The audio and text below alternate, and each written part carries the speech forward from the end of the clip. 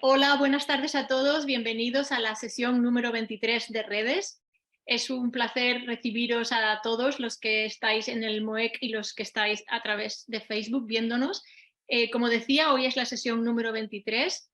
Como sabéis, Redes es un ciclo de conferencias asociado a la maestría que hacemos online desde Barcelona. Bueno, desde el mundo, porque no estamos todos en Barcelona. Y tenemos en la tarde de hoy Ana Gallego y Laura Guimaraes, que será la moderadora y presentadora de la sesión. Así que bienvenidos otra vez y pues no sé si Willy quiere decir un hola o... Hola, claro que sí. Un hola y un gracias enorme a tanto a Ana como a Laura, dos grandes arquitectas y colaboradoras del el Urban Science Lab en el IAC. Así que enhorabuena por esta presentación y dejo la palabra a quien siga. Sí, pasamos directamente a Laura y muchas gracias a todos los asistentes. Laura. Genial. Bueno, gracias Ari, gracias Willy. Y bienvenidos a todos a la primera sesión de redes del año académico 2023-24. Para los que no nos conocen, nuestra plataforma Redes, Palabras Cruzadas en Iberoamérica, fue fundada por el IAC, por el Instituto de Arquitectura Avanzada de Cataluña, con una serie de colaboradores y cofundadores externos que se unieron con esta misión de organizar debates y conversaciones alrededor del pensamiento contemporáneo en torno a la ciudad. Entonces, con este objetivo de hecho, unirnos para compartir conocimiento y principalmente en el contexto iberoamericano. Y una parte importante es decir que la plataforma Redes forma parte del MOEC, que es la maestría en urbanismo próximo del IAC, por lo que estamos encantados de también dar la bienvenida a la cohorte de estudiantes del MOEC de este año que están aquí conectados, algunos sincrónicos, algunos asincrónicos, así como también al público externo que nos sigue en directo en la página de Facebook del IAC y aquí en Zoom también. Entonces, gracias a todos por vuestra participación, que estamos súper entusiasmados de empezar este nuevo ciclo. Y bueno, para aquellos que aún no me conocen, me presento muy rápido. Mi nombre es Laura Guimarães, soy de Brasil. Tengo un máster en City Technology por el IAC y actualmente soy la manager del Urban Sciences Lab, como decía Willy, que es un departamento del IAC.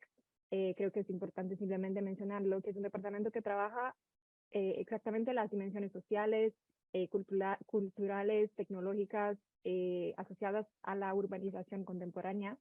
Y entonces yo, junto con Renata Kliber Mausoni, que es otra colaboradora del lab, coordino estas sesiones mensuales de redes que organizamos y os invito a todos a suscribiros si no estáis inscritos a nuestra página web para que podáis recibir estas invitaciones a las próximas sesiones que organizaremos. Y nada, para inaugurar este nuevo ciclo de sesiones, tenemos el placer de, como decía Willy, de dar la bienvenida a un talento de dentro del IAC, que es Ana Gallego, una de las brillantes investigadoras y urbanistas que forman parte de nuestro equipo. Ana este año ha sido premiada como una de las 25 investigadoras emergentes en el campo de la arquitectura y el urbanismo en Europa por Learn, Interact and Networking in Architecture Program, un programa de la Unión Europea formada por las principales instituciones de arquitectura y urbanismo en Europa. Su obra ha sido seleccionada, entre otras instituciones, por la New European Bauhaus, la Mostra de Arquitectura de Venecia, el Model, Festival de Arquitectura y la Semana de la Arquitectura de Barcelona. Y Ana actualmente también colabora con diversas instituciones europeas como la Fundación de Arquitectura de Kosovo, la Bienal de Arquitectura de Timișoara y el Laboratorio de Investigación House der Architectur.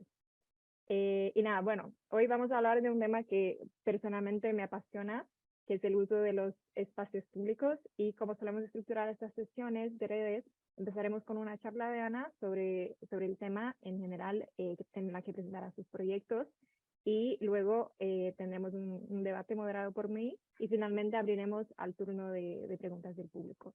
Así que nada, sin más preámbulos, me gustaría ceder a Ana nuestro escenario virtual. Bienvenida, Ana.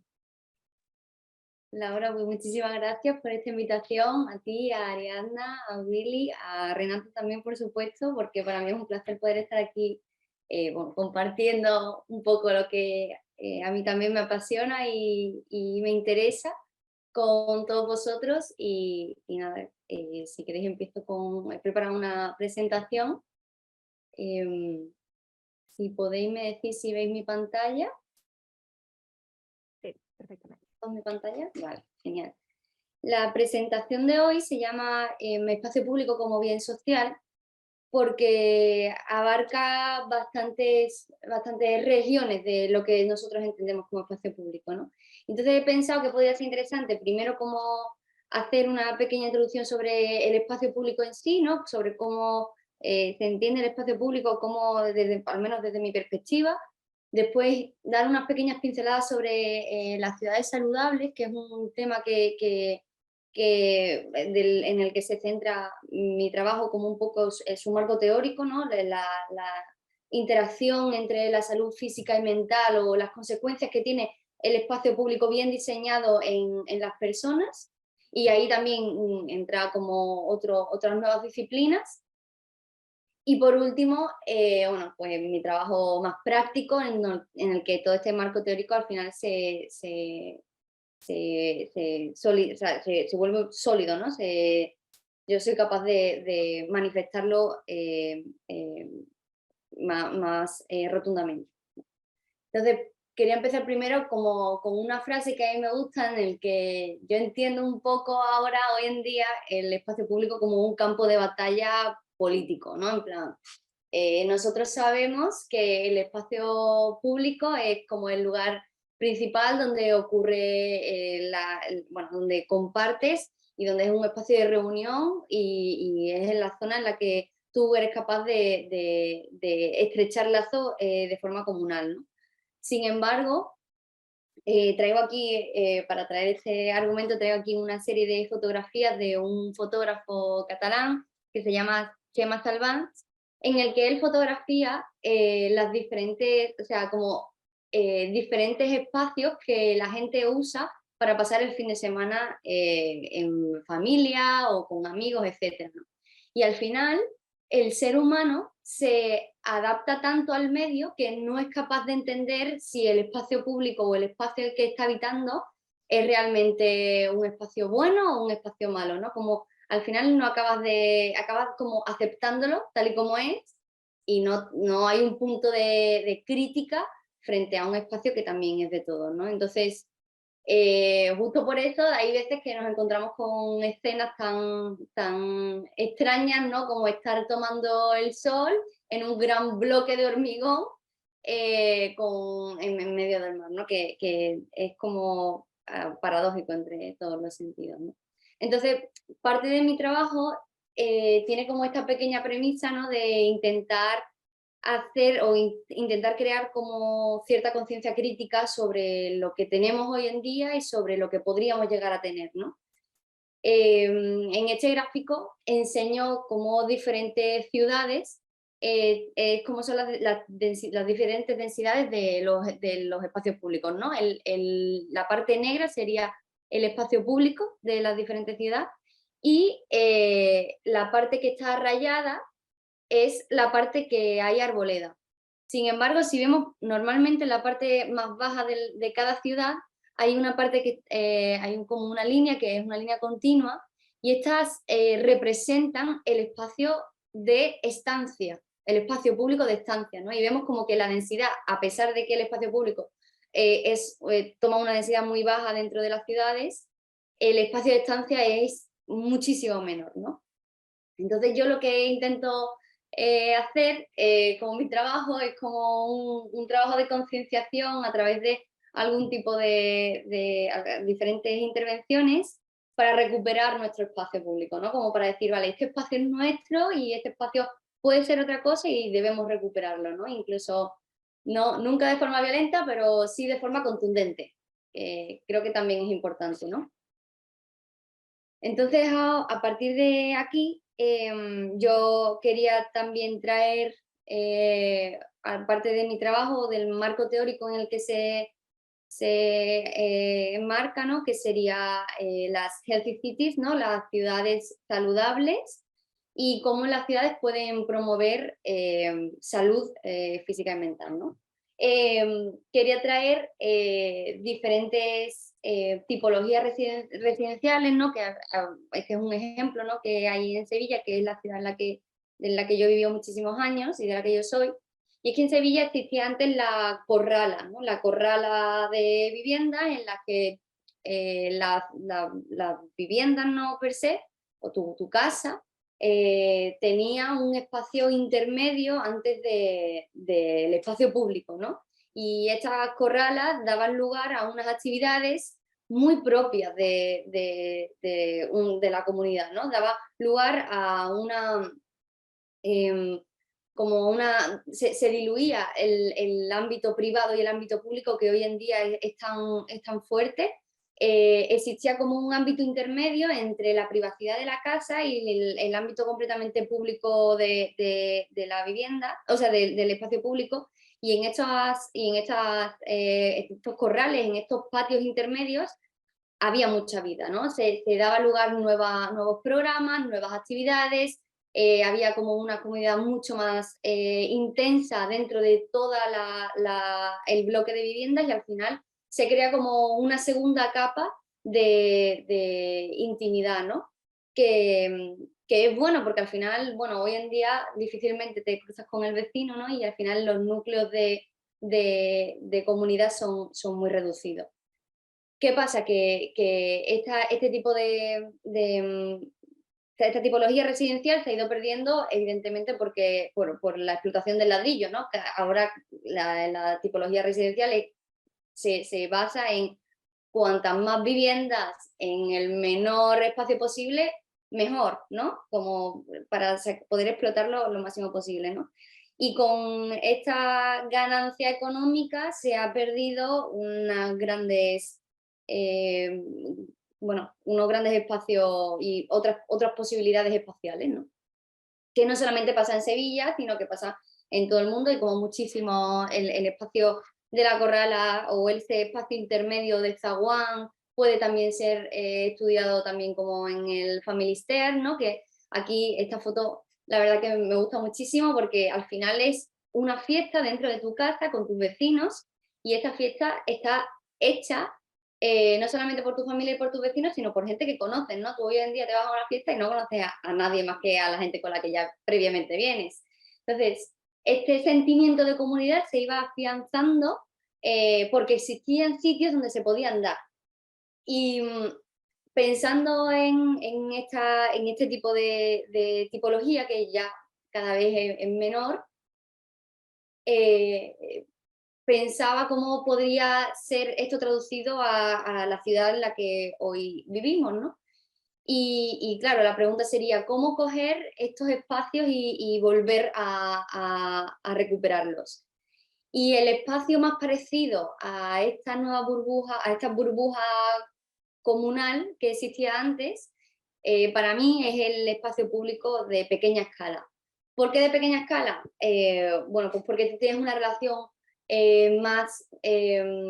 como más cercana con el espacio, porque puedes crear unos vínculos visuales y unos vínculos espaciales más claros, porque eres capaz de andar y entender cuáles son los límites del espacio si son acotados, porque el espacio público de pequeña escala es una medida más intermedia de trabajo, ¿no? Y al final es un elemento con el que te puedes identificar de una forma mucho más clara, ¿no? A nivel de barrio, por ejemplo, o incluso, bueno, dependiendo de la escala de la ciudad, habrá diferentes tipos de intermedios, ¿no? Y con esto, con este marco, yo quería dar unas pequeñas pinceladas sobre las Healthy Cities, que, bueno, este concepto de ciudad saludable, que todos entendemos que, bueno, pues que son como, por un lado, temas ecológicos, ¿no? Que todos tenemos claro, que es como, por ejemplo, el nivel de ruido, el nivel de la calidad del aire, la temperatura, cómo es la movilidad, cómo se produce esta movilidad, los espacios libres, ¿no?, de la ciudad. Pero también hay como un ámbito muy importante en el que esta calidad del aire o esta temperatura tiene una implicación muy clara, no solamente en la salud física, sino también en la salud mental. Pero no solo eso, sino que estos determinantes de salud están formados por muchos otros componentes, ¿no? Es un espectro muy complejo en el que se aborda como por partes, ¿no? Porque al final los determinantes en la salud con respecto al espacio urbano involucran actividades, involucran el tipo de edificio que estás construyendo alrededor, involucran la identidad del lugar, ¿no? Involucran el tipo de población que está habitando ese espacio, ¿no? Entonces es como un espectro grande que tendríamos como que empezar a abrirlo, ¿no? Siempre es como... Siempre se dice o se tiene como un poco esa impresión de que el espacio público es el negativo de lo construido, ¿no? Y para mí es como un choque total, o sea, no, la ciudad pensada de esta manera es una pérdida de oportunidad muy grande, porque al final el espacio público tiene unas características y una potencia que, teniéndola en consideración, complementa al espacio construido, nunca son negativos uno del otro, ¿no? Nunca es el espacio que sobra o el espacio histórico se debe a tradiciones, ¿no? Como muchas veces ocurre. Después, como también consecuencia de de las implicaciones que tiene el espacio público dentro de la salud, quería como dar una pequeña pincelada sobre la neuroarquitectura, ¿no? Que la neuroarquitectura es como un concepto muy amplio o muy grande, ¿no? Que siempre asusta un poco cuando se dice, por eso de neuro y tal. Y sobre todo hoy en día está muy asociado al espacio construido y no al espacio libre, pero a mí me gusta traerlo porque creo que tiene mucha importancia, ¿no? Y al final la neuroarquitectura no es más que las reacciones que tienes, que el estudio de las reacciones que tienes tú como humano ante las diferentes percepciones de tu espacio. O sea, puede ser construido o no construido, ¿no? Pero es evidente que las sensaciones que te transmite un espacio u otro te generará una reacción u otra física y mental, ¿no? Entonces, al final la neuroarquitectura es entender cómo funciona el cerebro a través de diferentes experimentos y diferentes estudios, también, o sea, no es solamente experimental, sino que también es teórico, aplicado a la arquitectura, al urbanismo y a los espacios públicos, ¿no? Y esto, bueno, pues no es solamente con cosas visuales, o sea, no son solamente elementos visuales que podamos entender claramente, como puede ser pues, la iluminación de un sitio, ¿no? Dependiendo de qué tipo de iluminación te da una percepción u otra, o sientes que el espacio es más seguro o es menos, o los colores, incluso si es un espacio que es un espacio interior, la altura del techo también te va dando como una percepción del espacio, ¿no? Y esto sería como la parte más evidente de la neuroarquitectura, ¿no? Que te da lo visual, ¿no? Lo que es visible y perceptible visualmente, ¿no? Pero también hay otros elementos que son muy potentes y que no son tan fácilmente registrables, pero que también dan como tu cuerpo o tu forma de pensar da una imagen, una reacción muy clara, ¿no? Como puede ser, por ejemplo, que estés en un lugar en el que haya una simetría clara, que tu cerebro sea capaz de entender en qué tipo de sitio estás o que no, si hay un centro fijo que te ayuda a entender también la complejidad del espacio, si es un espacio más complejo, si es un espacio más simple. Todo este tipo de circunstancias te hacen sentirte de una forma o de otra en el espacio. Y no es solamente lo visible y lo no visible, sino que también hay aspectos culturales y sociales que son muy importantes también a tener en cuenta cuando construyes un sitio, ¿no? Tu nivel social o tu nivel cultural, o sobre todo la familiaridad con el espacio. Si tú has estado en un espacio parecido o si tú has estado en un espacio que es completamente nuevo, te sientes, eres capaz de generar vínculos con un espacio parecido en el que ya has estado y te has sentido de una manera, ¿no? Entonces, esa generación o concatenación de sensaciones al final van generando una experiencia que influye en el espacio construido y no construido, en este espacio, en este caso en el espacio público. Entonces, yo con esto lo que quiero hacer no es daros como muchísima información de golpe, sino como concluir que si bien hubo un momento en que el espacio público se resolvía de una forma más naif o de una forma más vaga en algún caso, ¿no? Sobre todo en casos de mal diseño de espacio público. Hoy en día el diseño se basa en cuestiones técnicas y cuestiones con mucha profundidad, ¿no? Ya no estamos pensando solamente en los límites del espacio, ¿no? Sino también como en el ambiente psicológico que te puede fomentar, en la salud que puede generar ese espacio, en el tipo de vida que puede llevar las personas que viven alrededor o lo que tú estás creando, ¿no? Entonces, bueno, a mí esto me parece importante como recalcarlo porque nuestra obligación o nuestro trabajo tiene grandes implicaciones en la vida de otras personas y puede ayudar a mejorar su forma de entender la ciudad y de implicarse con ella. Ahora quería cambiar un poco, ya una vez hecho como este marco más teórico, quería enseñaros cómo yo llevo intentando hacer práctico esta primera parte, ¿no? Estas investigaciones que he estado haciendo durante varios años a partir de diferentes proyectos, ¿no? Este primero es un proyecto de investigación, es el único teórico que voy a enseñar, y es que lo hice antes de la pandemia, es como el que dio pie a todo el resto de cosas que he ido haciendo, y fue un trabajo de investigación que hice que se llamaba Espacio Público como generador de bienestar social, ¿no? Bienestar social hablando claramente sobre salud física, mental, y teniendo muy en cuenta todos estos aspectos de neuroarquitectura y de salutogénesis, ¿no? Entonces, la pregunta era como, ¿podemos repensar los aspectos que forman el espacio público para que estos aspectos bien diseñados puedan mejorar la salud, la salud pública?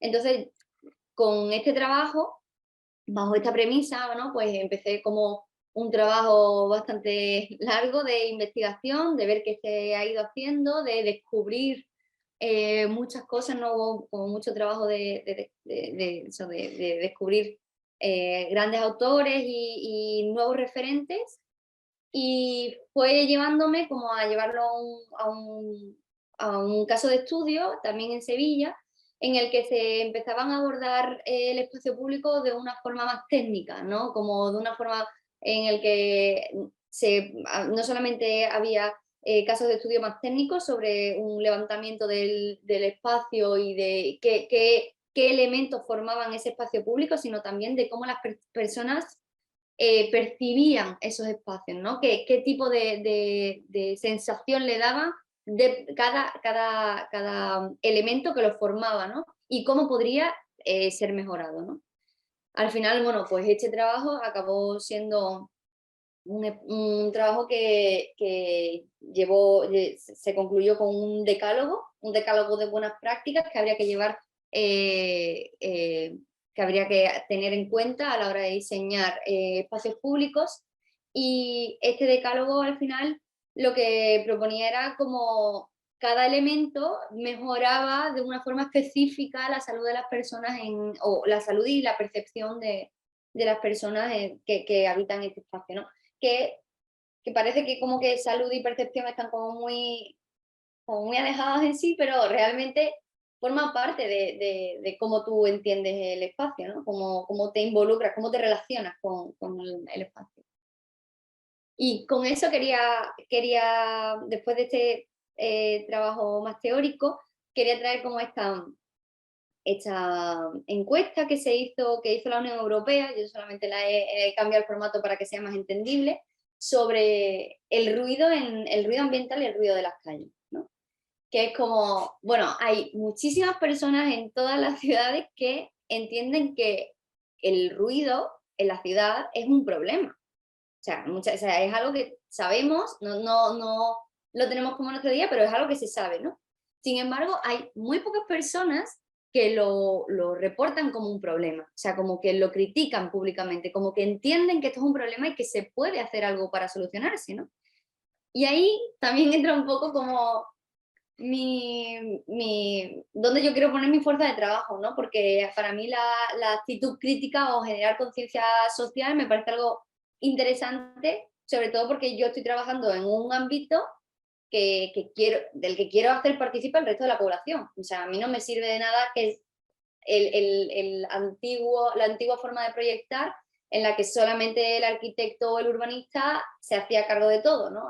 Ahora con los procesos participativos esto se ha allanado bastante más, pero bueno, para mí la creación de una conciencia crítica con respecto al espacio público forma parte como una parte esencial de mi forma de entender la profesión. Espérate.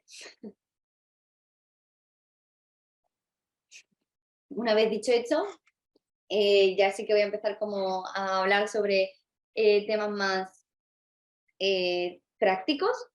Y quería hablar sobre, bueno, en 2021 mi compañera Ruth Gou y yo hicimos este proyecto porque nos seleccionaron para la Semana de la Arquitectura de Barcelona, ¿no? Entonces, nosotras acabamos de salir de la pandemia, estábamos como con estas ganas de utilizar el espacio público porque nos habían privado de ella durante bastantes meses. Y claro, nosotros nos replanteábamos el espacio público de una forma también como muy crítica, ¿no? Decíamos, bueno, si llevamos 10 meses en casa, ¿no? Siendo súper críticos con nuestra casa, ¿no? Que cada cosa tiene que estar bien, cada cosa tiene que estar como en su sitio, todo tal. ¿Por qué no llevamos este sentimiento crítico que tenemos en nuestras casas con nuestra sensación de pertenencia al espacio público? Entonces, hicimos este proyecto que se llama Squarey, que lo que queríamos era como mejorar la conciencia crítica de todos los ciudadanos en el barrio de Gracia, poniendo cintas rojas en todos los elementos que estaban mal dentro de un barrio, ¿no? Entonces, nosotros decíamos, bueno, nos hemos acostumbrado a que el espacio público esté mal, no se puede hacer nada, bueno, sí se puede hacer algo. Si tú entiendes que el espacio público también es tuyo, también tienes que tomar en cuenta que puede ser mejorado. Así que un día decidimos como empezar a hacer como a poner en cuadrado todos estos espacios. ¿Qué pasa? Que, como decía, esta imagen es la clara imagen de que nosotros ya lo damos por hecho, ¿no? La calle está mal, pues lo único que hago es saltarla, pero doy por hecho que está mal y estará mal siempre. Así que empezamos a andar y empezamos a cambiar el paisaje urbano a través de esta intervención, que fue una intervención que duró solamente una semana, pero que también intentábamos que la gente se involucrara con ello, ¿no? Había como un proceso también participativo en que la gente a través de Instagram nos mandaba también sus cuadrados rojos. Y con ello creamos como este catálogo que enseñaba todas estas zonas que estaban en mal estado, que estaban por repararse, pero que ya las habíamos visto tantas veces que no nos enterábamos que estaban así, ¿no? Que este era su estado. Y claro, al final el catálogo podía tener repercusión, pero a nosotros lo que también nos interesaba era cómo cambiaba todo el espacio urbano de una, ¿no? O sea, tú ibas andando por la calle y de repente te ibas encontrando cuadrados rojos en la misma calle y te ibas diciendo, pero bueno, es verdad, esto está mal, esto está mal, esto está mal. Bueno, ¿por qué? ¿Por qué esto está mal y cómo podemos hacer algo? Es nuestro momento y claro, mucha gente, o sea, mucha gente venía y nos preguntaba, oye, ¿qué estáis haciendo y por qué lo estáis haciendo? Y a través de esa conversación, bueno, pues se generaban unas discusiones que eran súper interesantes, porque la gente realmente le preocupaba el espacio de las calles, pero no se sentían como con la potestad suficiente como para poder intervenir en ella. Y bueno, esto es como uno de los logros que conseguimos, y es que una de estas intervenciones, aquí vemos el antes, el durante y el después, pues los vecinos lo arreglaron, ¿no? Quitaron el poste que había tirado y arreglaron el hueco, que realmente ese hueco era un poco peligroso, o sea, si alguien se tropieza ahí, pues mal, ¿no?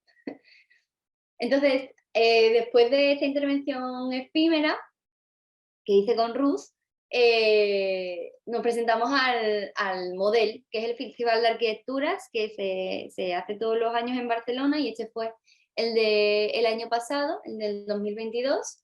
Y aquí, bueno, participé con Gonzalo Martín, mi compañero, y hicimos Agua Sana, ¿no?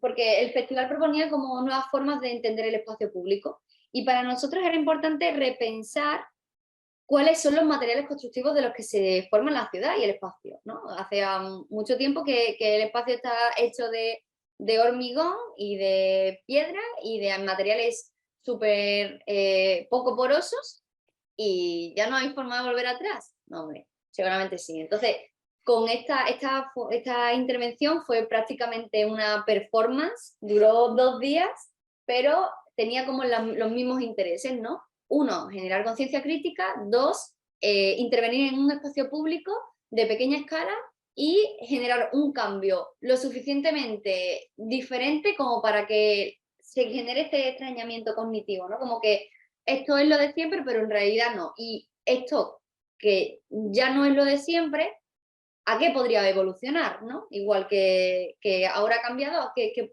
nuevas posibilidades podría tener, ¿no?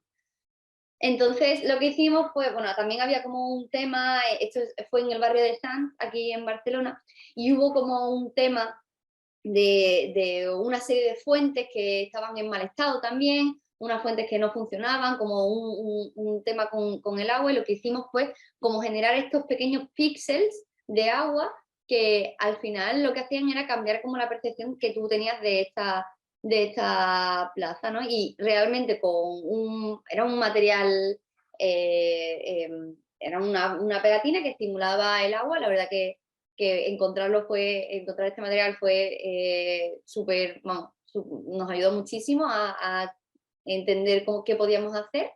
Y claro, al final sí que cambiaba, porque claro, parecía agua, pero no era agua, pero sí que generaba reflejos, y había como, esta plaza tenía bastante patrimonio porque había una iglesia bastante bonita justo enfrente, y al final quedaba reflejada.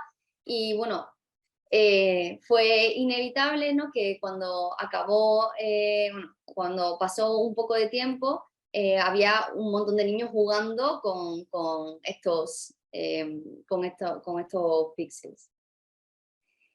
Y después, por último, quería contaros este otro proyecto que bueno, lo hice hace 2 semanas, ¿no? Porque fue dentro de la Bienal de Arquitectura de Timișoara, que Timișoara está en Rumanía, y se llama Lido, ¿no? Es un proyecto urbano, porque Timișoara este año ha sido capital de la cultura europea, ¿no? 2023, ¿no? Entonces, no sé si conocéis un estudio de arquitectura que se llama Mayo, que es de Barcelona, y ellos fueron llamados a este espacio, ¿no?, al Victoria Square, a la Plaza Victoria, y generaron se llama como una enfermería de plantas, ¿no?, como se dice, ¿no? Sería como un gran invernadero en altura situado en esta plaza, en la Plaza Victoria, que es una plaza bastante relevante dentro de Timișoara.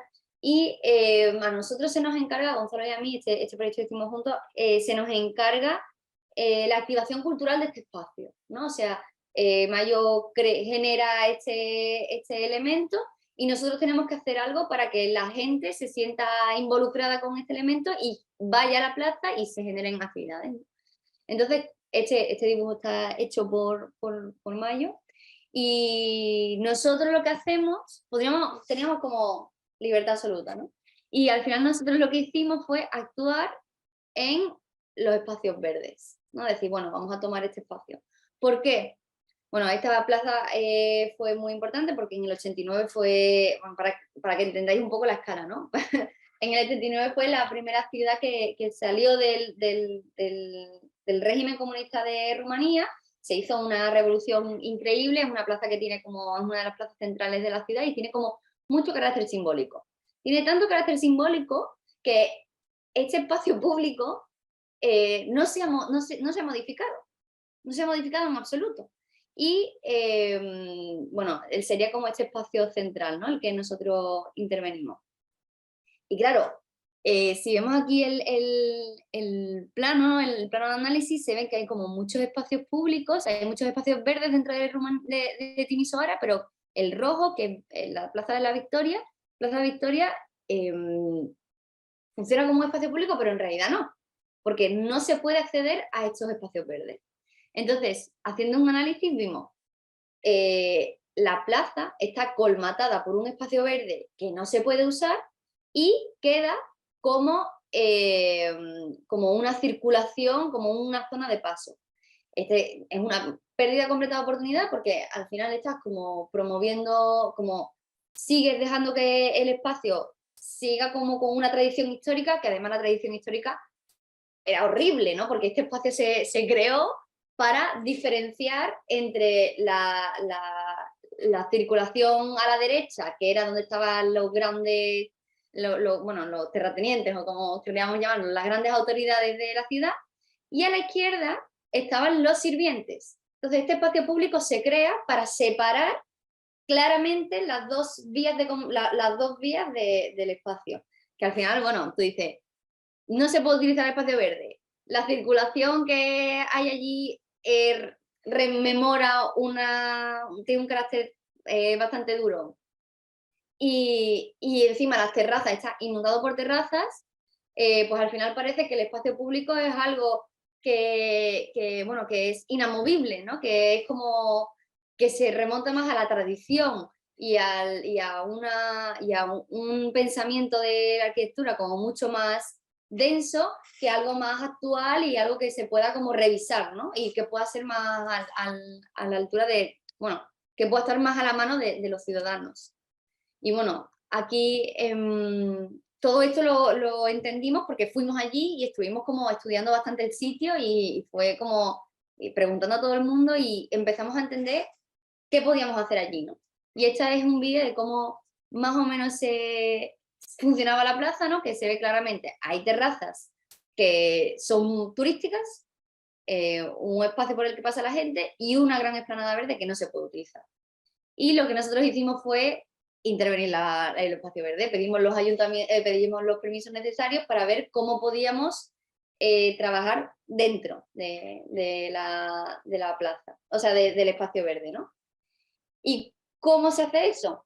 Porque nosotros estamos, claro, no se podía construir porque es un espacio tradicional, no se puede construir porque había unas flores que había que respetarlas muchísimo, y me parece lo lógico y lo justo, había que respetar la preexistencia, pero no había que llamar a la gente, crear actividades. Bueno, nosotros lo que hicimos fue llenar el espacio de grandes flotadores amarillos que fuesen, que funcionasen como mobiliario urbano, pero que no hiciese daño a la preexistencia, pero que además fuese muy flexible. Entonces, con este pensamiento empezamos a pensar, bueno, con este elemento repetido se pueden generar nuevas topografías, se puede generar mobiliario de luz, mobiliario diferente, ¿no? Y empezamos a repensar cómo podría funcionar Victoria Square dentro de estas antiguas trazas históricas para poder como intervenirlo drásticamente. Así que, bueno, nosotros generamos también como diferentes actividades que fuesen para todos los públicos y creamos realmente un evento, o sea, llamamos a que a que el espacio fuese completamente, no solamente intervenido, sino que todo el mundo que quisiera pudiese entrar. Entonces, a través de estos elementos, quisimos como, lo intervenimos, no sé por qué este se ve como más raro, pero bueno, lo intervenimos creando como un grid y simplemente hicimos como este dispositivo, esta prueba, ¿no? Que fue como ponerlos todos en orden y con diferentes alturas y los unimos con unas cinchas, ¿no? Que al final es un elemento que puedes unir y desunir fácilmente y claro, la gente estaba como muy expectante, en plan, ¿qué estáis haciendo aquí? Esto no se ha usado nunca y tal, ¿no? Pero a medida que le dimos la entrada a los niños... Qué pena. A medida que le dimos la entrada a los niños, la cosa se fue como yendo como más era como, poco a poco se fue como llenando de gente, ¿no? Hasta que al final empezó no solamente a llenarse de niñas, sino que a llenarse de todo tipo de público que estaba pasando el rato allí. Y nosotros también generamos como actividades con niños, como de repensar la plaza, que pensáis que como ese punto de vista distinto de cómo se podía repensar la plaza. Y claro, lo que al principio era como algo, la gente llega al espacio y empieza como a tentar, ¿no? Creativamente qué se puede hacer, qué no se puede hacer. Al final empezaron como hubo una muchísima participación de niños haciendo todo tipo de actividades, creando de todas formas. Que verán que no, por ejemplo, bueno, os lo puedo buscar. Entonces, yo quería acabar un poco como con esta colonización del espacio de forma creativa, porque creo que hay como una tradición muy fuerte de pensar el espacio urbano como grandes master plans, ¿no? Como el master plan, la figura súper definida de todo, que a mí el planeamiento urbano me parece muy necesario, ¿no? Pero creo que también hay nuevas formas de colonizar el espacio que son mucho más creativas, que son mucho más propositivas, que se involucran más con la gente, que generan como este diálogo con el resto de ciudadanos, que son mucho más potentes que un planeamiento que dura, no sé si, bueno, realmente el planeamiento, yo al menos cuando he trabajado, tarda mucho tiempo en llegar a hacer el master plan, y cuando se ejecuta ya ha llegado tarde, ¿no? Y ya hay nuevas ideas o nuevas propuestas o hay nuevos problemas urbanísticos que hay que solucionar, ¿no? Entonces, quería también como abrir un poco el esquema a que esto también es urbanismo y esto también son nuevas formas de intervenir en el espacio público, y no hace falta como grandes movimientos como para hacer partícipe a todos los ciudadanos. Genial.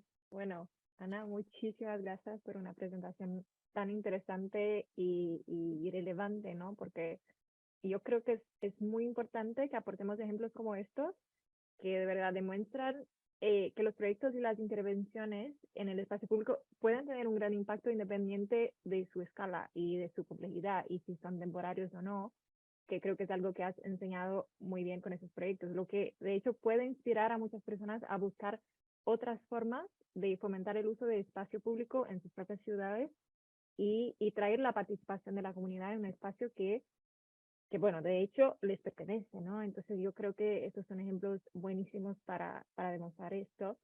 Y yo creo, bueno, desde mi punto de vista, creo que un papel muy importante que tenemos los urbanistas o incluso los activistas del espacio urbano, o lo que sea, es esta responsabilidad de hecho utilizar el espacio público de la ciudad, siempre de forma consciente, claro, pero ayudar a fomentar el proceso de que otras personas hagan lo mismo. Entonces, por supuesto, esto va más allá de todo el debate de la necesidad de crear más espacios públicos, especialmente en las zonas menos privilegiadas, que no tienen tanto acceso a ellas, y todo esto, que es algo que, claro, tenemos que tener ante los ayuntamientos, las municipalidades, y lo que también es una función importante de nuestra profesión. Pero digo, teniendo en cuenta los espacios que ya existen y que, claro, a menudo no son utilizados por la población, ya sea por falta de incentivos, como incluso mencionabas el caso de Timisoara, o entonces de mobiliario o de sensación de inseguridad, o por lo que sea, es esencial encontrar una forma de atraer a la comunidad para que se apropie de esos espacios, ¿no? Entonces yo creo que no tiene sentido tener una plaza, por ejemplo, que nunca es utilizada por nadie, o un espacio verde que nunca es utilizado por nadie. E incluso establezco un vínculo con lo que has dicho al principio sobre las ciudades saludables, que creo que ha sido súper interesante, que es cómo el impacto del uso de espacios públicos por parte de los ciudadanos ayuda en su salud, en la salud mental de las personas en general, como que esto es algo demostrado, y entonces no se trata solo de un compromiso con la ciudad, sino con la salud de los propios ciudadanos. Entonces, con esto en mente, yo quiero aportar a esta conversación tu perspectiva sobre la implicación de los ciudadanos en estos espacios públicos y no solo a través del uso en estos momentos, que es algo que se ha fomentado en estos proyectos o como decías tú ahorita de estas colonizaciones del espacio, sino de forma concreta en cómo crees que se puede garantizar su implicación a largo plazo, es decir, qué estrategias consideras fundamentales en la idealización de estos proyectos o de esas intervenciones o lo que sea, para que la gente se interese por estar en estos espacios, sienta que realmente pertenece a ellos y continúe utilizándolos después de que la intervención o el proyecto haya terminado. Entonces, ahí empiezo ese debate. Vale. Claro. Es que generar este tipo de actividades o este tipo de colonizaciones tiene como muchas consecuencias, más allá de la actividad per se, ¿no? Porque al final cuando estás generando una conciencia crítica de este espacio es mío y yo también lo puedo utilizar, no forma parte de un único día, ¿sabes? No es algo puntual. O sea, nosotros cuando acabamos la intervención antimisoara, nos venía la gente y nos decía, bueno, el fin de semana que viene, ¿qué? Y es como, el fin de semana que viene no tenemos permiso para estar aquí, o sea, no, la gente como que da por hecho realmente que cuando entiende que puede utilizarlo y cuáles son las consecuencias, o sea, que puedes tener un espacio más en tu ciudad para hacer y para disfrutar, el tema es eso, como crear cuando creas conciencia crítica, empiezas como a generar como cierta masa de como un push, ¿no? Que realmente la gente quiere hacerlo y el problema no es que no se quiera implicar después, es que no ha habido un punto de inflexión en el que entiendan que este futuro diferente es posible, ¿sabes? Entonces, bueno, a mí me parece eso como el primer punto, como que generar la conciencia crítica con respecto al trabajo, o sea, con respecto a las intervenciones es muy importante, pero también creo que es un ciclo, ¿no? Al final. O sea, tú generas bueno, le das a la gente algún tipo de actividad que puede ser completamente flexible, no tiene por qué estar adscrito a ningún público específico, sino que puede ser algo más plural y abierto. Esas personas entienden que ese espacio puede ser colonizado y más tarde quieren seguir haciéndolo. ¿Qué implica con eso? Que cuanto más entiendan que ese espacio es un lugar propio, genera una sensación de arraigo, ¿sabes? Como este espacio es mío, como una sensación de apropiación. Y esta sensación de arraigo genera que el espacio esté más cuidado. Porque si tú sientes que el espacio es tuyo y que lo puedes utilizar positivamente, al final lo cuidas, lo tomas parte como si fuese de tu casa. Y este es un poco el tema que es más complicado de tratar, porque al no haber este tipo de intervenciones como tan asiduamente, en el que la gente esté como tan involucrada, yo creo que es un poco ese punto.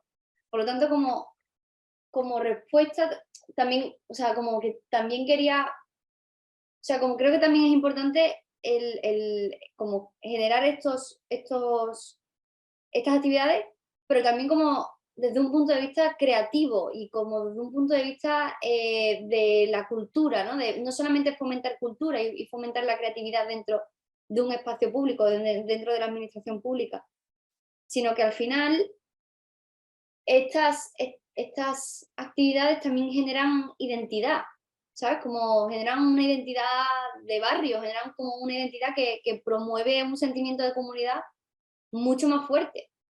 Y no es solamente de comunidad, sino que esto es como una hipótesis práctica, ¿no? Si yo conozco al chico que trabaja en la tienda debajo de mi casa, prefiero comprar ahí que comprar por Amazon, aunque en Amazon me lo traigan a casa. Pero el sentimiento de ir al sitio y tener un contacto social con alguien es muchísimo más fuerte que la comunidad que me lo traigan a casa.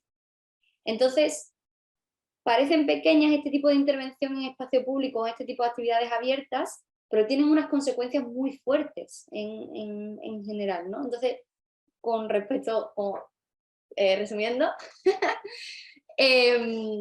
como para generar como para generar continuidad tras la intervención, yo creo que lo que hay que hacer es seguir fomentando situaciones creativas y artísticas dentro del espacio público, ¿sabes? Para que puedan seguir dándose estos espacios comunes, ¿no? Estos sitios donde la gente realmente pueda llegar a estar juntas. Genial, genial.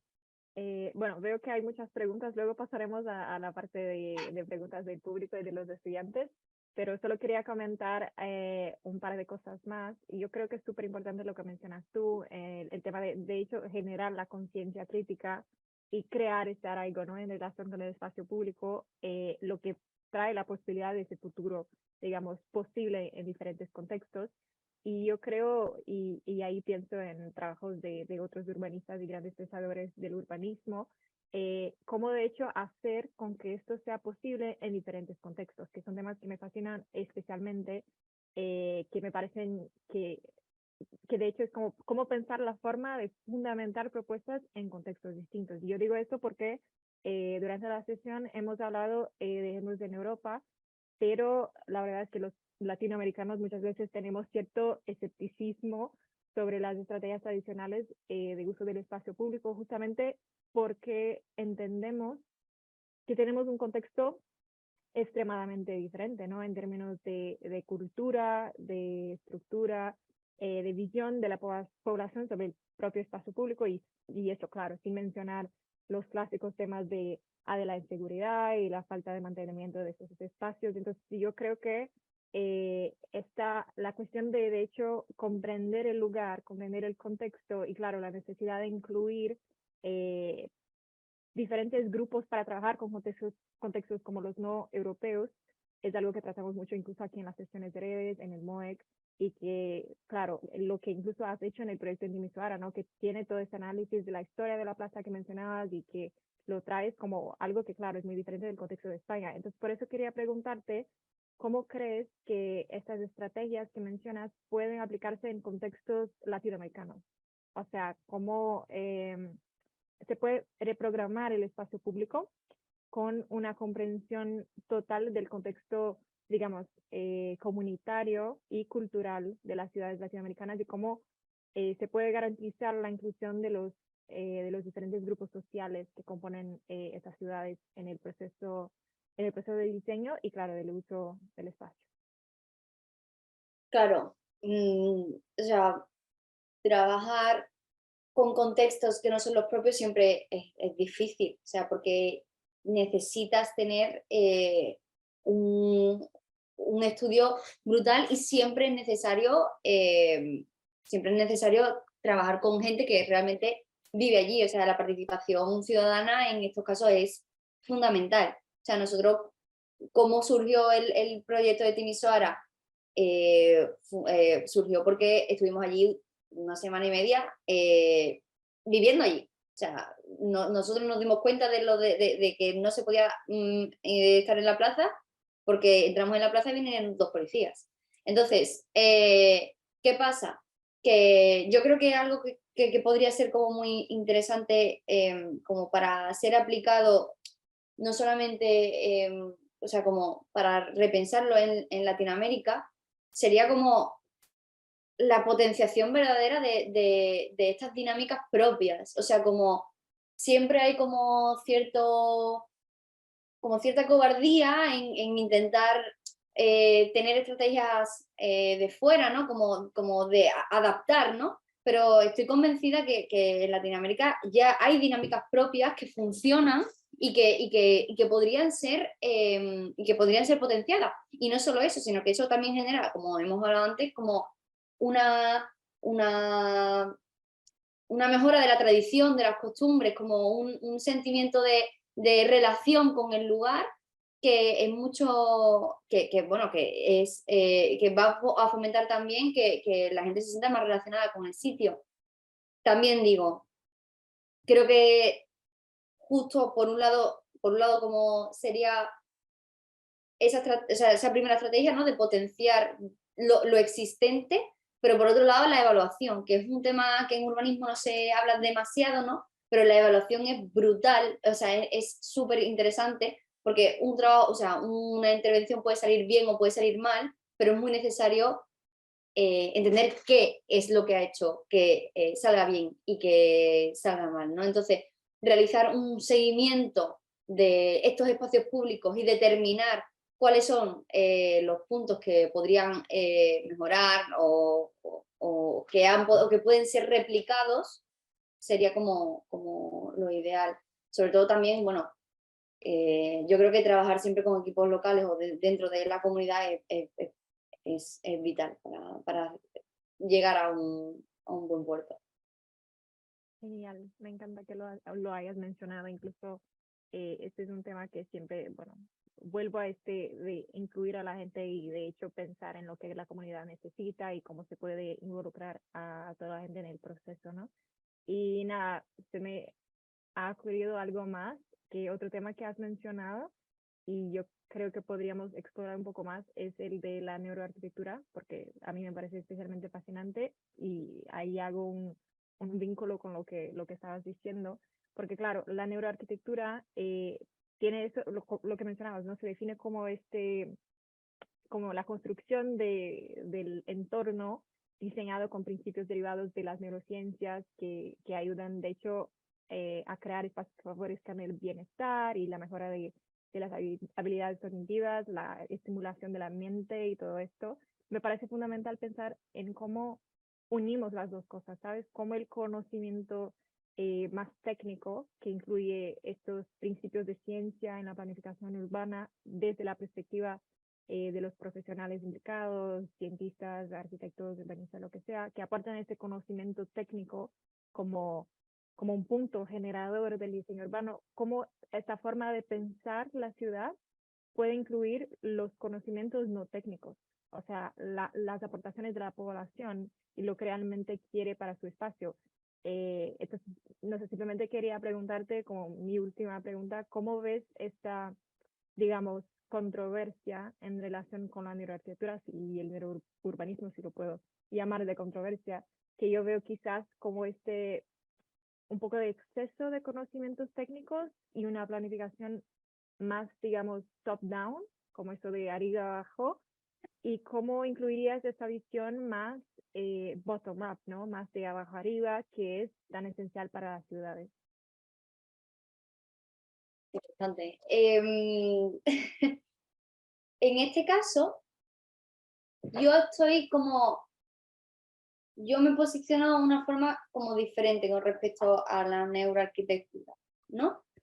Porque es cierto que tiene como un componente social fuerte, porque al final cada uno somos diferentes, venimos de contextos diferentes, etcétera, pero también hay cosas que nos hacen iguales. Y a mí esto me interesa, porque, claro, nosotros por ejemplo, la vivienda la tenemos claro. Hay ciertos códigos técnicos que te dicen que una vivienda tiene que tener como mínimo estos metros cuadrados. ¿Por qué? Porque durante muchos años se han hecho barbaridades con la vivienda y se han hecho viviendas que era imposible vivir en ellas, entonces se ha tenido que regular.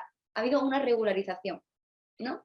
¿Qué pasa con el espacio público? El espacio público no tiene ningún tipo de regularización en este aspecto, ¿no? El que venga como bueno, pues bueno será, ¿no?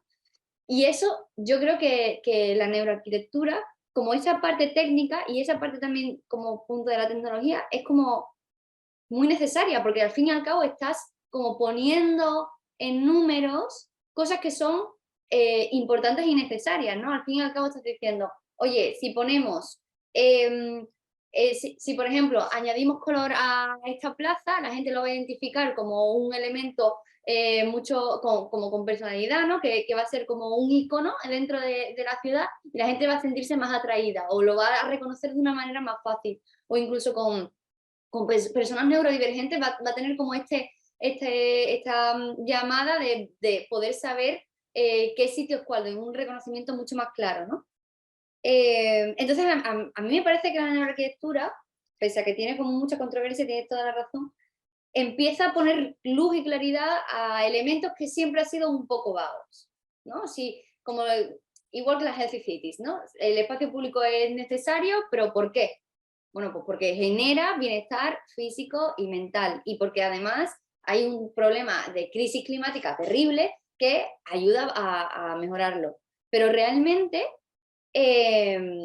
hasta ahora no ha habido como este tipo de datos específicos que te obliguen a repensar la forma en la que planeabas el espacio público.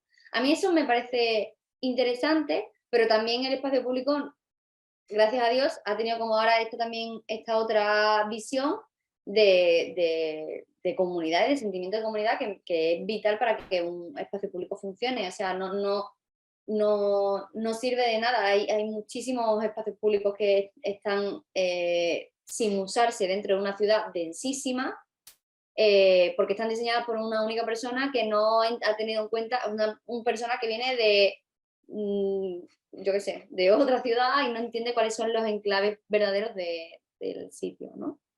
No sé. Genial la respuesta. Gracias.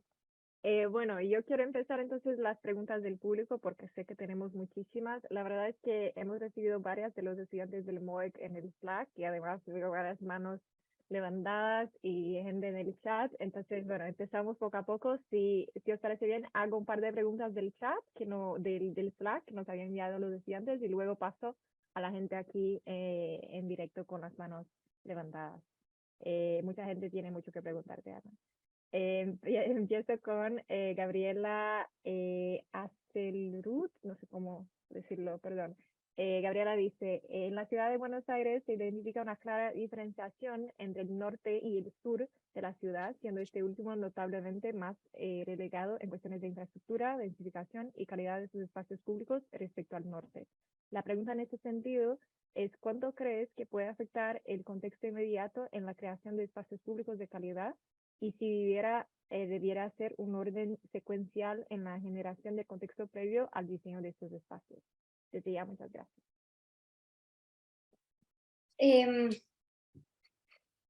Vale. Claro, es que esto es complicado. O sea, ¿cuánto tiene de importancia el contexto inmediato? Pues muchísimo. Muchísimo, porque no es lo mismo tener un buen circuito de transporte, ¿no? Que tú, para llegar a tu puesto de trabajo o a tu universidad, tardes 10 minutos en transporte público, a que tengas que estar 1 hora para llegar al mismo sitio, ¿no? Al final, cómo esté pensado no solamente el espacio público tipo el espacio verde, sino también la movilidad, sino también como hay bastantes otros aspectos, como no solamente una movilidad de coche, o sea, tiene que ser una movilidad pública, tiene que ser una movilidad respetuosa con la crisis climática. No, es un cambio muy profundo, porque, claro, esa persona que tarda 1 hora en llegar a su puesto de trabajo no se siente igual que la persona que tarda 15 minutos. Al final acaba abandonando. ¿Por qué? Porque cuestan mucho más trabajo las cosas. Y eso tiene unas consecuencias muy fuertes en la población, porque al final acabas ghettificando zonas porque no le estás dando el equipamiento adecuado dentro de sus necesidades. Entonces, al final siempre te acabas comparando, ¿no? Porque en mi barrio tiene menos... Porque para tener que ir a comprar el pan tengo que coger 2 autobuses o tengo que coger un autobús. O sea, como al final el contexto inmediato tiene una repercusión brutal, no solamente en la generación del espacio en sí, sino en las consecuencias de las personas que viven allí. O sea, hay como parece que es solamente como a nivel estructural, pero realmente a nivel social hay como problemas derivados de eso mucho más graves, claro. Claro.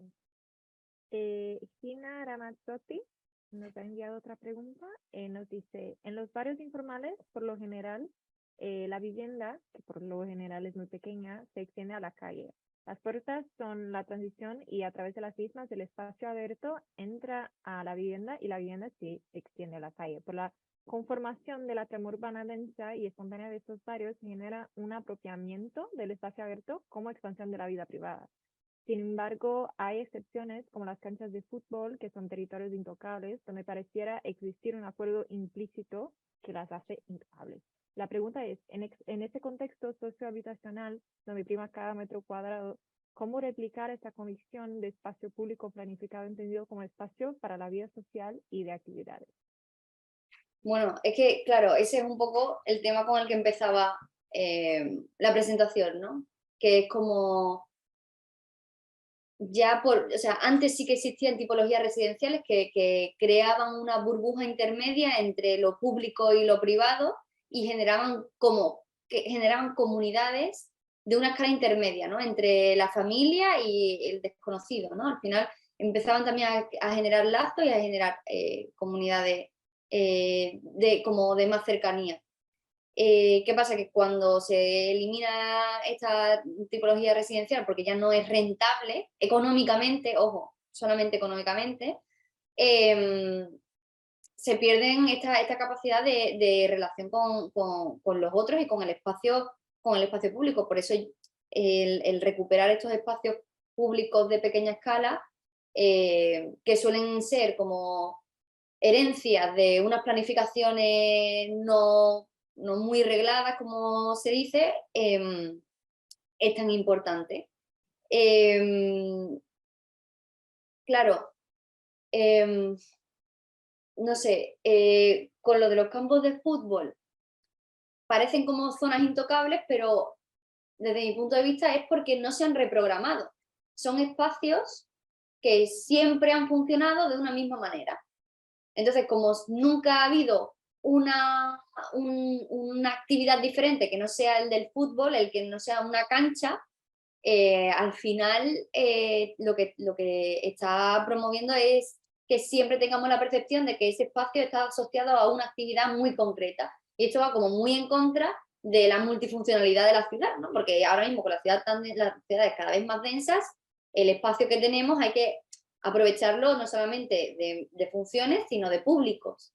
Si se reprograman estos espacios de canchas de fútbol o canchas de deporte con otras actividades, al final dejará de tener como esta hegemonía del deporte y se podrá invadir con otras actividades que son súper compatibles. O sea, ya mismo se me ocurre pues, cualquier tipo, bueno, es que al final si te abstraes, una cancha de césped al final es un espacio verde. O sea, como se podrían hacer bueno, muchísimos proyectos, ¿no? Ahí, como muchísimos proyectos urbanos.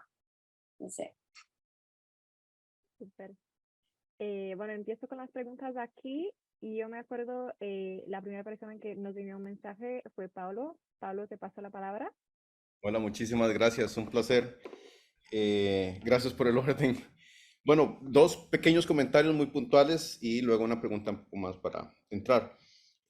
Lo acabas de decir un poco con el asunto de que, bueno, de los primeros ejemplos que diste de esos espacios que tienen un previo al espacio público, ¿no? Pero en tu presentación al inicio, dijiste en un punto que los espacios públicos ahora tienen un muy mal diseño. Ahí le aplicaría el hecho de que, bueno, mal diseño del espacio, quién sabe, quizá tal vez una dictadura del espacio por quien posee la tierra, ¿no? Y de ahí donde se determinan todas estas conjunciones y demás, y los limitantes a los diseñadores. Con lo de las cintas rojas, me recordó un caso que había visto un español que vive en China comentando, un caso que pasa en Manchester, en donde en los baches de las calles empezó alguien anónimo a hacer con spray unas pinturas de miembros masculinos. Claro, en 2 días eso se iba reparando brutalmente. Entonces ahí esa apropiación del público, ¿no? A esa manifestación a partir del graffiti, cómo es parte, ¿no? Jovial del público, decir, ah, ja, ja, ja, ¿verdad? Y también decir, oye, arréglanos esto que tiene un año de estar ahí y hasta que les pasa a ser una gran vergüenza, en algún caso, ¿no? Esa también es mancomunada, esa vergüenza, los operadores municipales lo arreglan. Y ya como pregunta, me interesa lo que habías dicho de cómo se sientan digamos, la sensación de la gente en los parques, en los espacios públicos y todas esas condiciones, ¿no? De que no solamente, habías dicho mucho que era el aspecto visual, ¿no? De ver el campo abierto, la vegetación, demás, pero me interesa mucho de saber qué pasa con el caso de los no videntes, ¿no? Que también siento que hay otras sensaciones. El clima cambia, hay sombra, hay otras cuestiones térmicas, el suelo, las texturas, ¿no?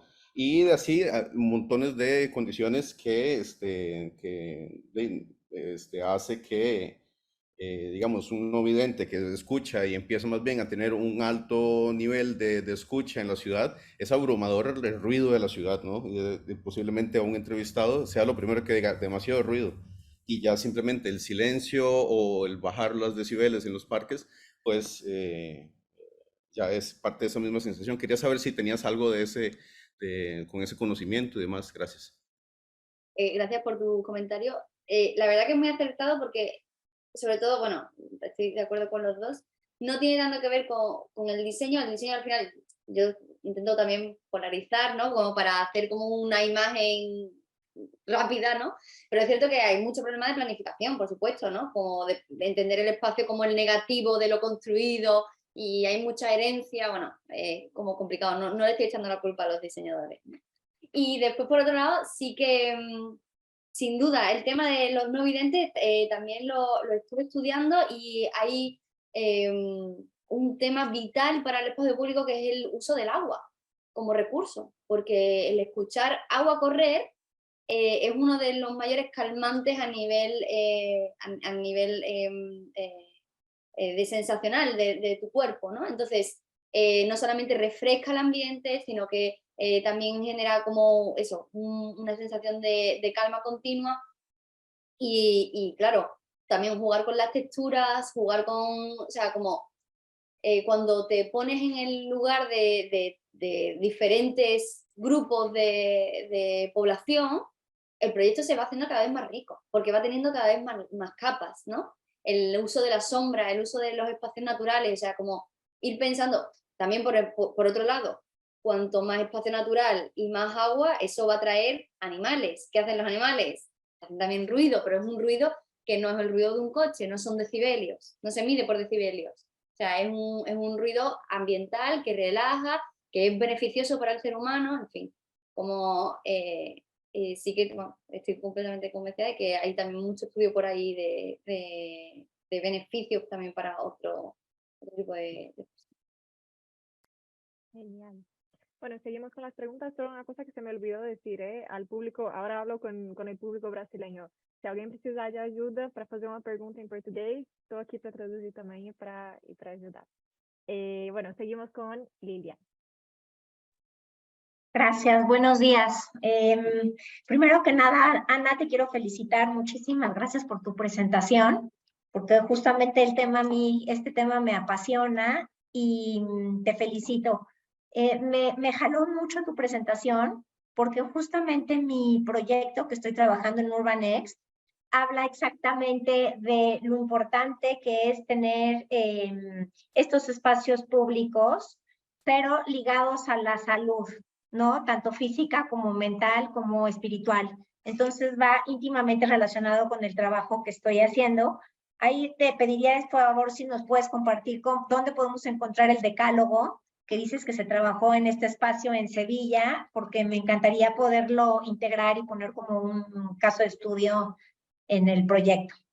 Y el segundo tema, nada más, yo te comento, yo estoy en la Ciudad de México y llevo 15 años trabajando para el Fideicomiso Probosque de Chapultepec. Entonces, justamente muchos de los temas que tú tratas, el bosque de Chapultepec tiene 800 hectáreas, es un bosque urbano enorme, yo creo que uno de los más grandes en América Latina, y básicamente la importancia, además de la importancia ambiental que tiene, que es el pulmón más importante que tiene la Ciudad de México, con 22 millones de habitantes, tenemos 22 millones de visitantes a este gran espacio público, gratuito, incluyente y democrático. Y mucha de la experiencia que tenemos es trabajamos con grandes planes maestros, de los cuales se derivan muchos proyectos ejecutivos, ¿no? 20, 30 de cada uno de estos, son 4 secciones de este gran bosque urbano. Y mucho de lo que, de la experiencia que tenemos, que creo que es muy importante compartir, es que la decisión de qué se lleva a cabo en un espacio público no es únicamente la visión de un arquitecto o la visión de una autoridad, sino que se tiene que trabajar en un grupo interdisciplinario, dentro del cual también tienen un asiento los vecinos y la comunidad. Porque, un ejemplo, de nada sirve decir, ok, aquí vamos a poner un área de juegos infantiles espectaculares, pero lo que la comunidad realmente quiere y está pidiendo son canchas de fútbol.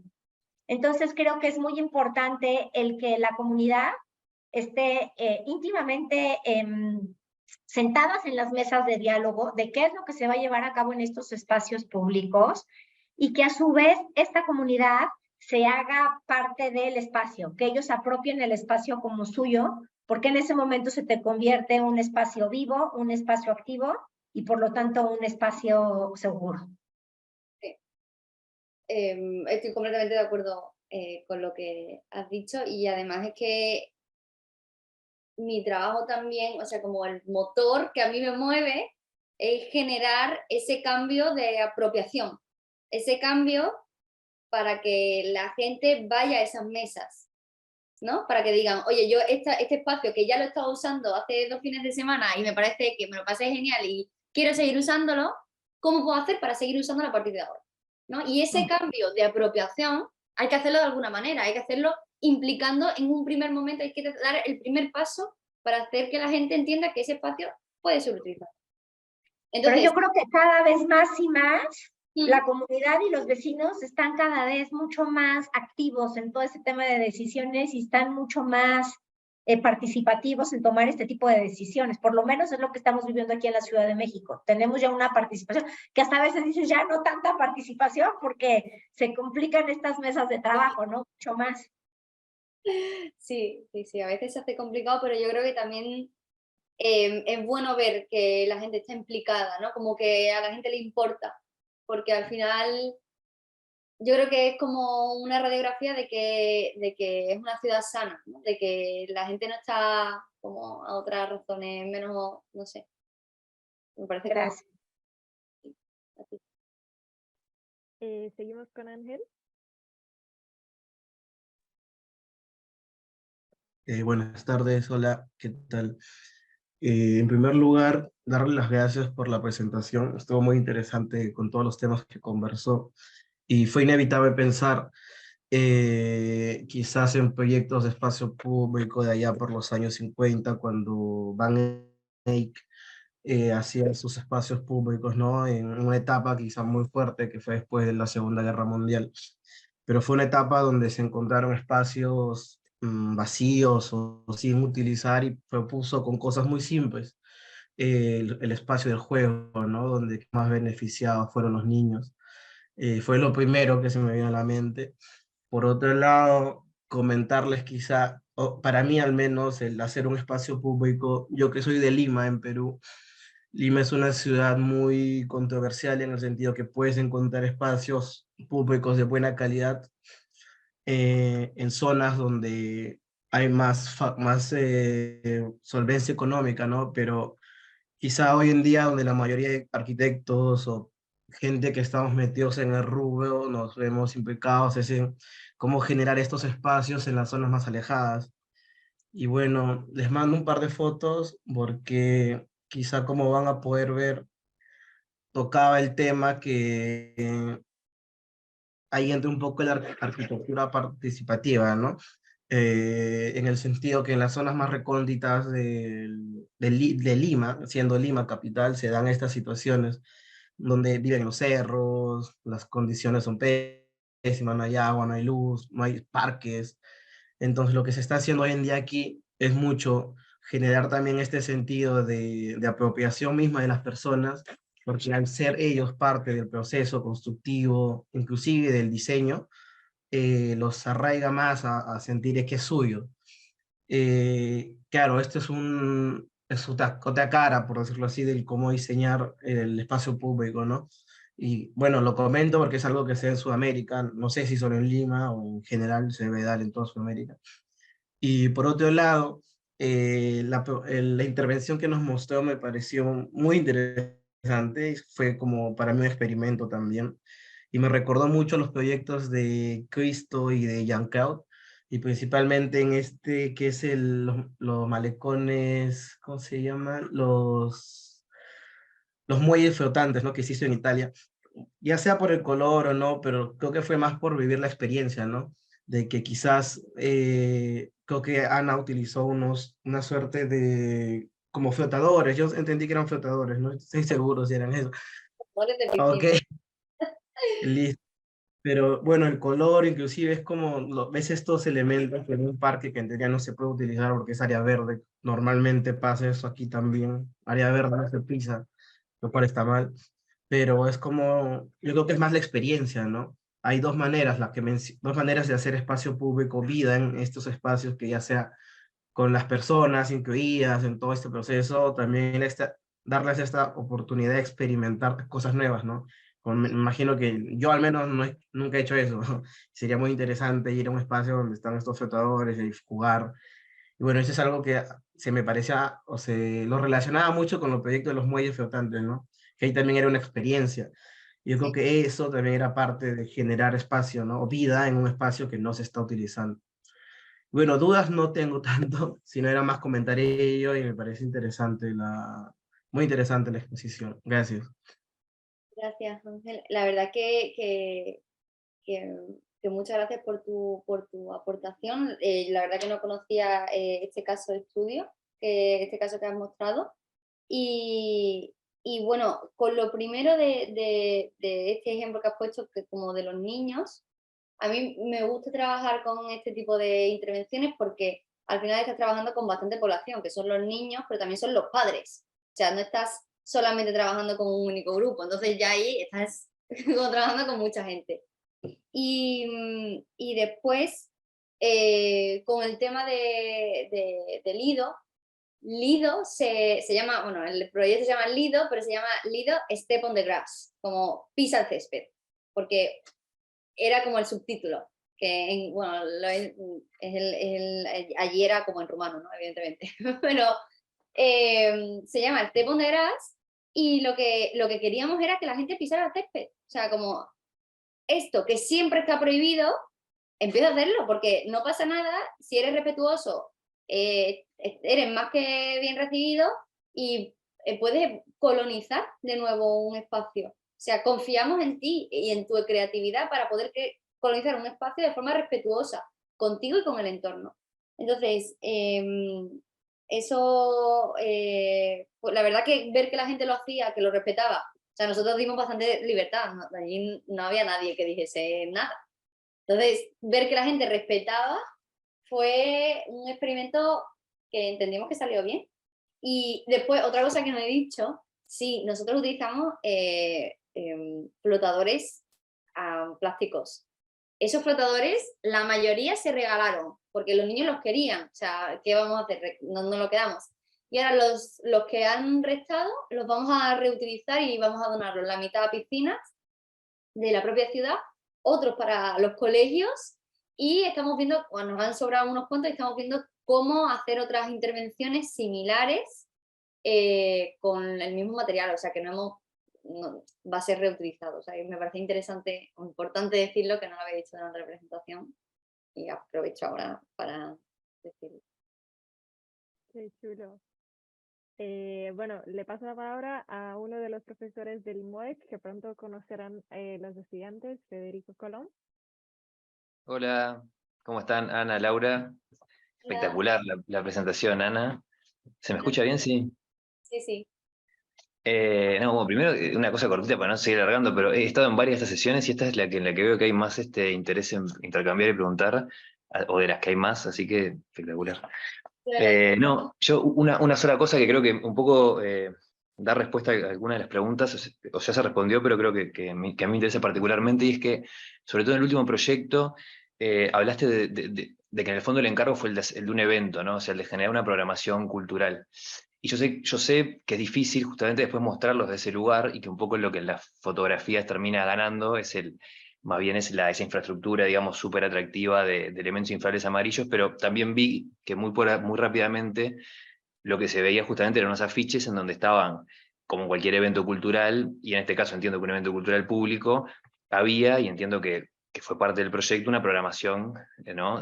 Pública, donde con sus horarios había una programación, digamos, variada. En ese sentido, primero digo lo que yo creo, y creo que puedes estar de acuerdo, pero te lo pregunto. Yo entiendo que en este tipo de proyectos digamos, la generación de una agenda pública, de una programación, es igual o más importante como herramienta que cualquier otra. Es decir, digamos, la decisión sobre si usar o no esos inflables amarillos, por supuesto, es súper importante, la decisión disruptiva de pisar el pasto también, pero me parece que, digamos, la generación de esa agenda es parte fundamental. Entonces, el planteo que yo tengo un poco es, yo estoy convencido que en el fondo como, digamos, constructores de ciudad, digamos, y en este gran tema de la reprogramación, yo creo que una herramienta como clave para la reprogramación urbana pública en este caso, es la generación de esas agendas, y es contribuir justamente a la generación de esas agendas en las que muy rápidamente, ¿no?, sirven para vincularse con actores locales, comunidades y demás. Creo eso el punto, digamos, y ahora va la pregunta, de que un poco cuando Laura te pregunta en el contexto, ¿cómo te imaginas que esto aplica en el contexto latinoamericano? Y yo creo que en realidad aplica exactamente igual, porque la generación de esa agenda es una herramienta que trasciende un poco los recursos económicos que tiene que haber atrás y demás, porque en el fondo es una herramienta mucho más, digamos, democrática en un sentido. Entonces, la pregunta en realidad es, primero, si nos puedes contar un poco más de cómo funcionó, digamos, esa programación cultural ahí en el último proyecto. Y después, si estás de acuerdo conmigo en esto de que me parece que en el fondo, digamos, hay como un peso importantísimo de la generación de esta agenda como herramienta de proyecto, y que muchas veces incluso nos pasa, y me pasa también, y capaz entiendo que puede te pasó lo mismo, que después es difícil de contarlo o de mostrarlo, porque en el fondo, bueno, más allá de una foto, es como más complicado de transmitir. Pero bueno, Sí. eso. Muchas gracias, Federico. La verdad que la creación de la agenda era lo primero, o sea, como lo principal. ¿Por qué? Porque nosotros podemos poner 100.000 flotadores o 400.000 flotadores en el espacio público, pero si no hay una sola persona que esté dentro jugando, nadie entra. ¿Por qué? Pues porque tú por tradición entiendes que ese espacio es inamovible, ese espacio no se puede pasar. Incluso puedes incluso entender que antes es una instalación artística que una instalación para ser usada. Porque el uso solamente se produce cuando ves a otros usarlo. Eso es tal cual. Entonces, nosotros teníamos una agenda de que primero venían unos niños, porque esa plaza está ahora en concurso, ¿no? Porque, claro, están pensando cómo rehacerla, y hicieron como unos workshops con niños para ver cómo los niños repensaban la plaza. Entonces, creo que os puedo compartir imágenes si me dais un momento, y la verdad que fue genial como ver cómo los niños, o sea, los flotadores se convirtieron en mesas, se convirtieron en sillas, y estaban con las ¿cómo se dice? Estaban con las talleristas repensando allí, estuvieron un montón de tiempo. ¿Qué pasa? Ellos estaban citados a las 10. Antes de las 10 no había nadie allí dentro. No había nadie. Claro.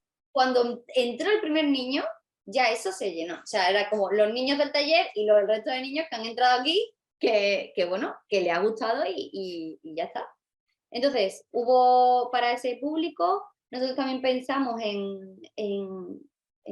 hubo para niños, hubo también yoga, y hubo también, que bueno, eran todos gente de allí, ¿no? Hubo yoga, y nosotros también propusimos un picnic familiar. O sea, de forma que tú te puedes llevar allí tu comida y estar allí toda la tarde pasando el tiempo, ¿no? Que al final es como, creo que os puedo enseñar algunas fotos, si me dais un momento. Y después con el tema económico, estoy completamente con lo del tema de recursos, bueno, cómo se puede hacer en Latinoamérica, y como has hablado un momento de recursos económicos, yo creo que al final este tipo de intervenciones no, o sea, se pueden hacer con muy pocos recursos. O sea, lo que hace falta es permiso. O sea, claramente, o sea, no, el resto, o sea, con Lido sí que he tenido más fundings, pero con el resto no he tenido nada. Era ganas de hacer cosas y presentarte a concursos y hacer cosas un poco, no sé. Espérate que estoy buscando las fotos, no puedo hacer dos cosas a la vez. Pero sí, había muchísimas. Espérate, te comparto pantalla. Dale. Pero sí, la agenda fue lo principal. A ver. ¿No? Que se ve como todo tipo de niños jugando todo el rato, pero después también hubo clases de yoga, Claro.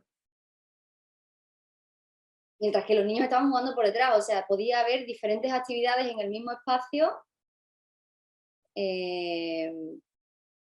dándose como al mismo tiempo, y claro, al final la actividad estaba ya llamando, bueno, estos son los workshops de los niños. Esto se montó una, no sé cómo salimos vivos de allí, la verdad. Pero sí, muy bien. Aquí están con los niños, ¿no? Y después también hubo de todos los públicos, que eso también me parece interesante como recalcarlo. No fue solamente de niños, fue también de todo tipo de público, y después creo que había una del picnic, okay, de yoga, bueno, eso.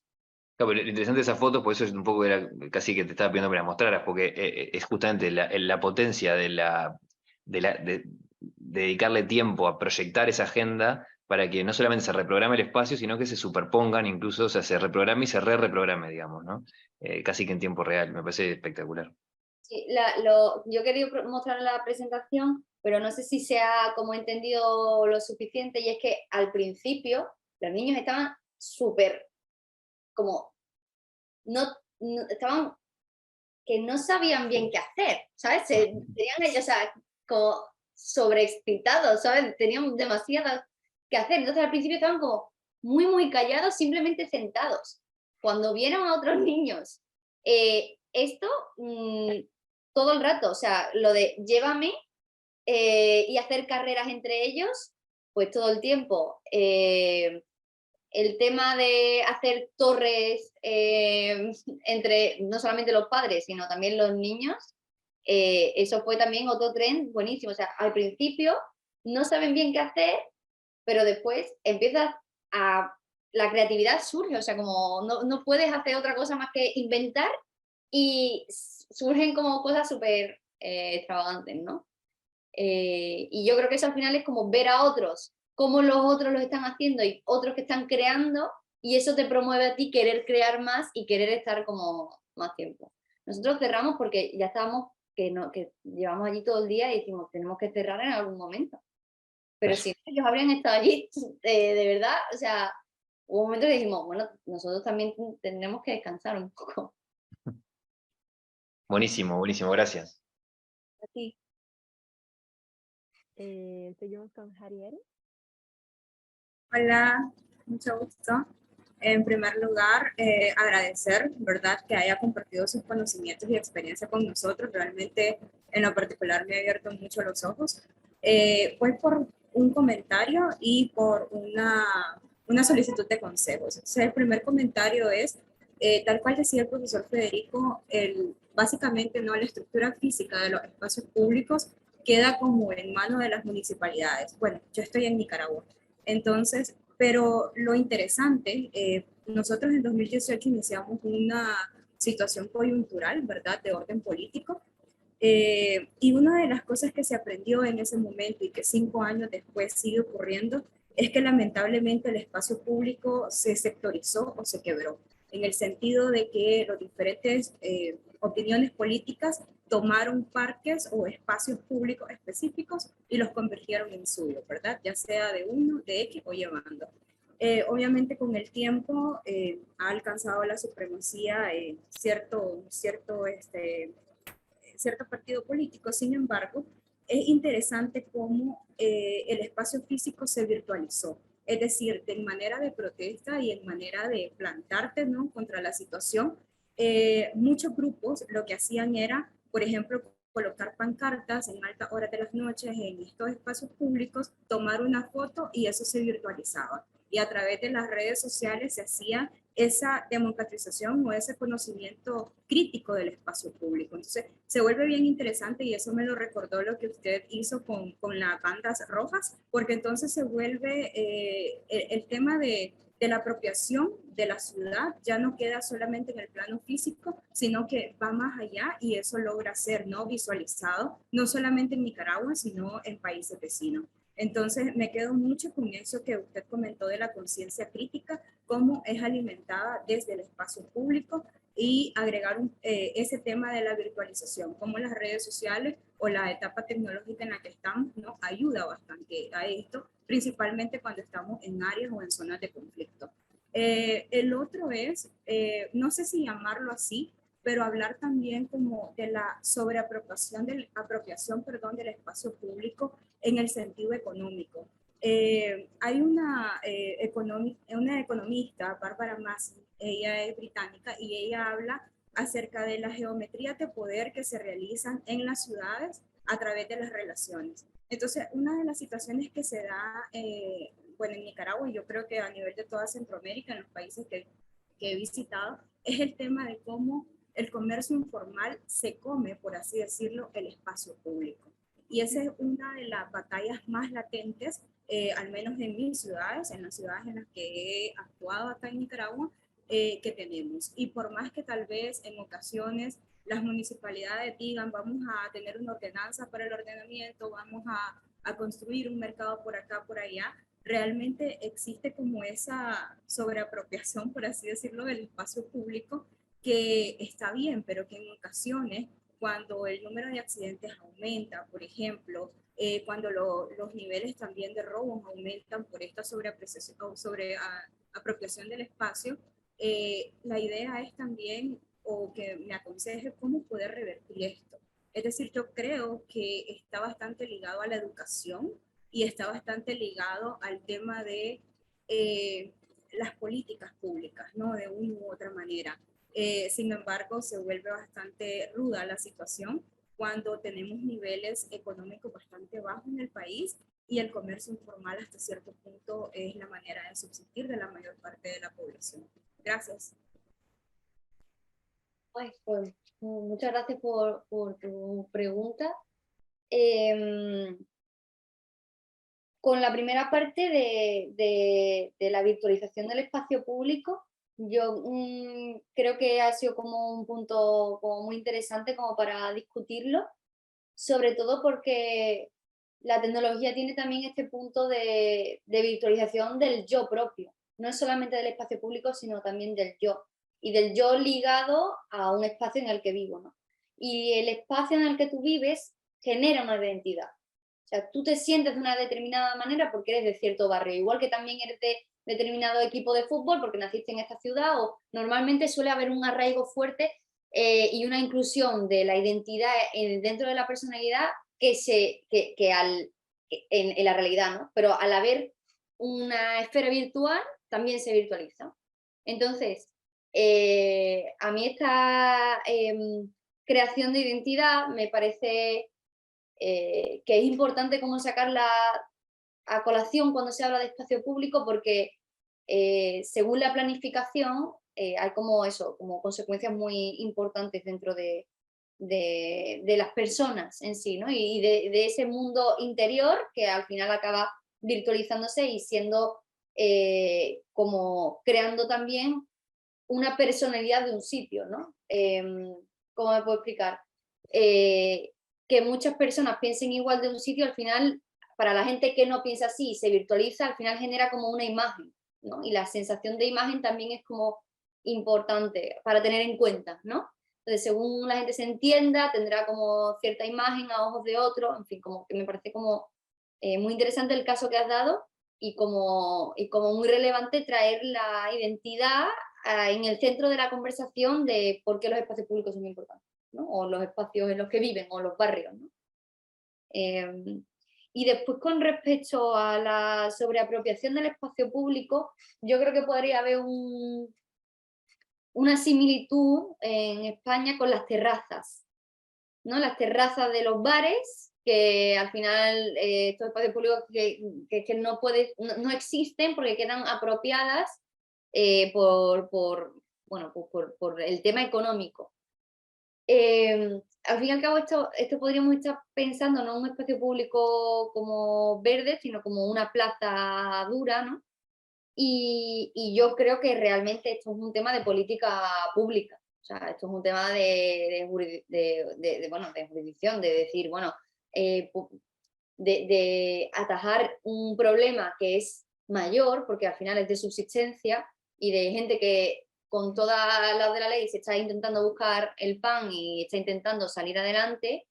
Yo creo que eso es un tema también un tema político, ¿no? De tener que decir, bueno, tenemos que buscar una solución y la solución no es solamente donde se ponen o que están apropiándose de un espacio que es de todos, sino que tendría que haber como una solución mayor de decir, bueno, ¿es posible que estas personas que tienen este negocio puedan estar en este sitio específico y crear como un mercado mayor? ¿Es posible generar a lo mejor, o si no es posible, bueno, ¿cómo hacemos para que tengan como una mayor producción y se puedan ir desarrollando de una forma más sostenible, ¿no? No es solamente como la supervivencia per se. Yo creo que este aspecto es sobre todo de política pública, porque de política pública bueno, en gran medida, porque pasa aquí con las terrazas. En las terrazas tú en España puedes pagar por tener espacio público para ocuparlo. Y es un tema político pues complicado en ese aspecto, ¿no? Gracias. Ya casi terminamos nuestra sesión y todavía tenemos varias preguntas de los estudiantes en Slack, entonces si te parece bien, Ana, hago una más y ahí cerramos. Vale. Bueno, aprovecho y hago una pregunta de Karina, que está aquí conectada, Karina Suárez Salgado. Karina dice, en el centro de la ciudad de São Paulo existen diversos espacios públicos, mobiliario urbano y lugares de cultura y recreación. Sin embargo, creo que la falta de viviendas en sus alrededores no genera un sentimiento de pertenencia en las personas, ya que da a entender que ese espacio es de la ciudad, pero no de la población en sí. Esto provoca numerosos casos de vandalismo, lo que consecuentemente aumenta los índices de criminalidad e inseguridad. Me gustaría saber cómo abordar este problema, cómo crear espacios públicos que fomenten el sentimiento de seguridad y pertenencia en áreas como esta. Creo que al final esto es un poco como todo lo que hemos estado hablando, como que va respondiendo al final las preguntas como de forma natural.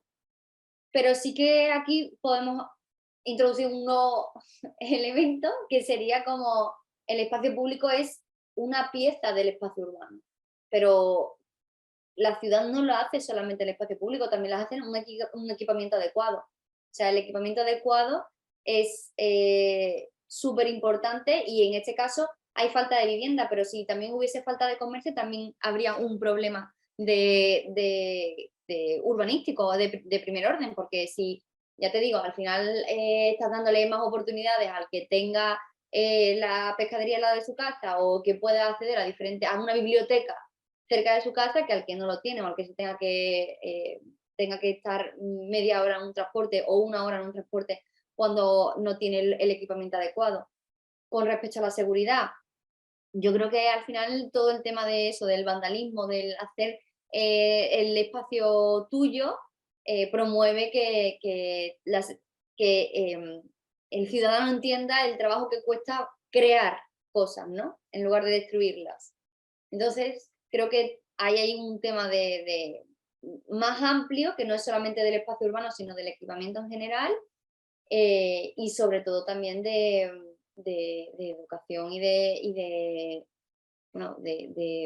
planificación, ¿no?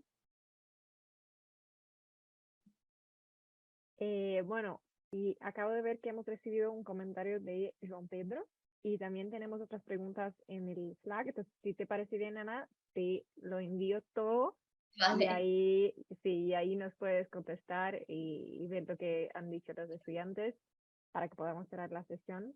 Pero bueno, simplemente quería agradecerte por tu participación en redes. Ha sido una sesión súper interesante. Como decía Federico, hemos tenido mucha participación y discusión e intercambio. Yo creo que ha sido genial y que hemos podido comentar temas muy actuales y de cómo de hecho hacer un impacto en los espacios públicos. Así que nada, te agradezco muchísimo por una presentación y un debate súper interesante. Y agradezco a todos, al público, a la gente conectada en Facebook, por participar en esta sesión también. Muchas gracias a ti, Laura, y tanto a Willy como a Renata, como todos los directores, como Ariadna, que me hayáis invitado. Para mí ha sido un placer estar aquí con vosotros, y a todos los que habéis participado y me habéis escuchado, habéis estado un ratito aquí acompañándonos. Muchísimas gracias a todos. Y nada, que responderé a esas preguntas encantadísima. Qué bien. Bueno, nos vemos. Muchas gracias a todos. Gracias. Gracias.